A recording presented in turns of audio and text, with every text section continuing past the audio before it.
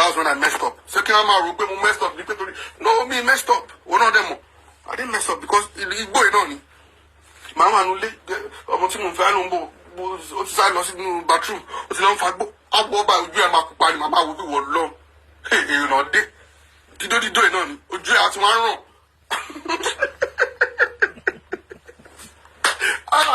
Jésù ojú àti àrùn àti kí o máa ní ọmọ tó ń fi gbódó yàn ẹ máa gbà mí o.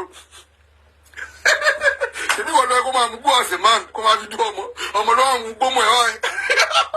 Fucking hell. You have to change. You have to. I swear to Almighty God, Jen, for one Ogun.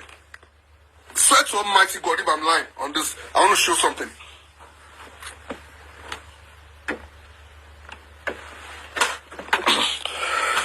Celebrity, I swear to Almighty God, if I say Baroka, you might dark, you might show you. But in Basi Baro, the government state, I was celebrity. Ogun to Muslim. Femara. Femara. Celebrity, you know, Muslim. The celebrity. Femara. What kilo? Anything that do after Martilolo. Martilolo.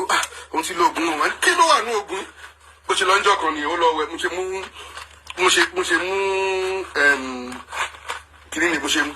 Checking medication. I started to check it.